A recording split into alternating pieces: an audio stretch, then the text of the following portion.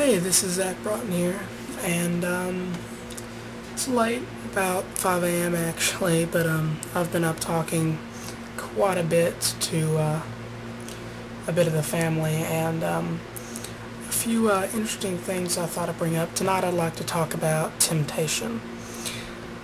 I was speaking to my grandmother the other night, I think last night actually.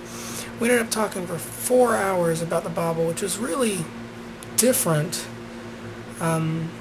She's been out of church for a long time, and I've just recently become Pentecostal, so I'm trying to spread the word as much as I can.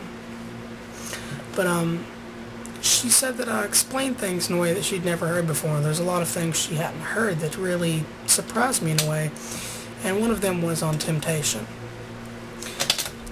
The main thing that she didn't quite understand, she'd never heard before, was that even before Satan can tempt you, he has to go through God. And she did not know that, which actually really kind of surprised me.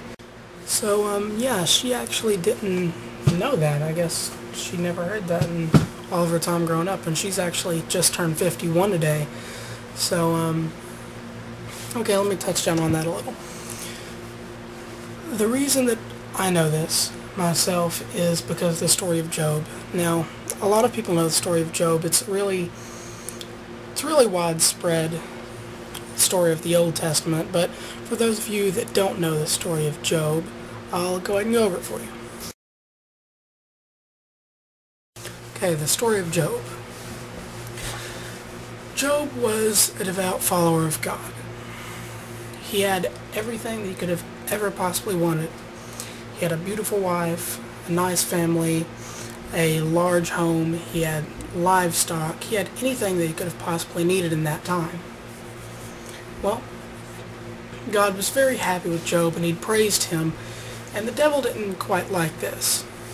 The devil came to God and said, well, yes, of course he's going to praise you. He has everything he's ever wanted in his life. What does he have to complain about? I'll bet if we took away his livestock, he wouldn't be so happy.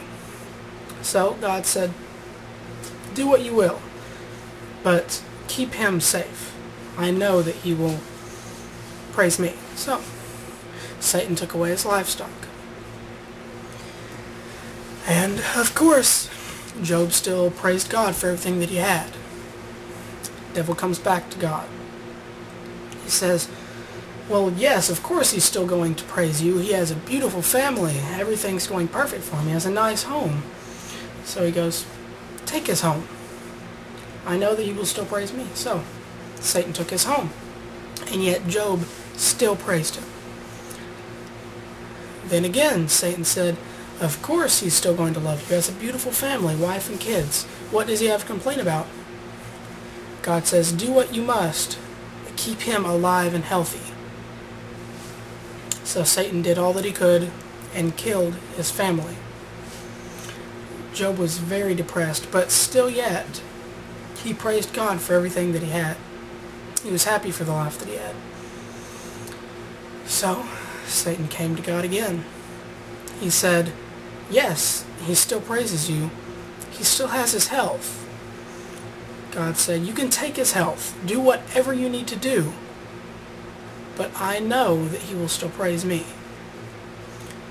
Satan struck him blind, took his health away, made it horrible. Yet still, Job praised him. So God said, leave him alone. And he gave him double everything that had been taken away from him. This is one incident where I know that Satan has to go through God just to tempt someone. Now, temptation is obviously different for everyone. I myself have never, I've been tempted with drugs and alcohol and cigarettes by family and a few friends, but I've never fallen into that kind of thing. I've just never had any, it's never had any real power on me because I know about it. I know that there's nothing good behind it at all. I'm smart, so I've never been tempted with that sort of thing before in a strong way. However, I have been tempted with other things, and that's what the devil will try to play on. He's very stupid. He knows nothing like God knows. He doesn't know anything you're thinking. He doesn't know anything you're about to do. He only knows your past. That's why when the devil tries to tempt you, all he has to play on are your past mistakes, things that could get into you, or things that already have. An example, a 18-year-old kid, someone like me, if he has a lot of friends that are into drugs and alcohol, then Satan may come to God and say, his friends are doing this, he's been around it for long enough, and he follows you. If he's strong enough, he should be able to resist it. I want to tempt him. And God himself has to give him permission to tempt. Now, many people would wonder, why would God even do that? Why would God give Satan permission to tempt someone? I believe the reason behind this is simply to test who has faith.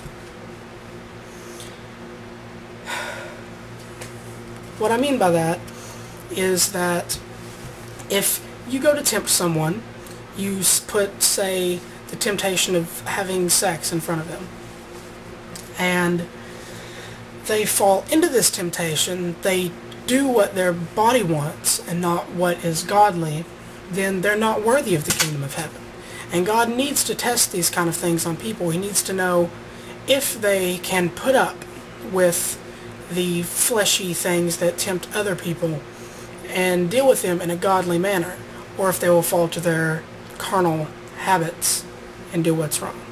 So, that's my little bit on temptation for now. I just thought I'd bring that up because if someone that I know that is 51 years old today had never heard someone put it that way to them, then whom else out there could profit from this?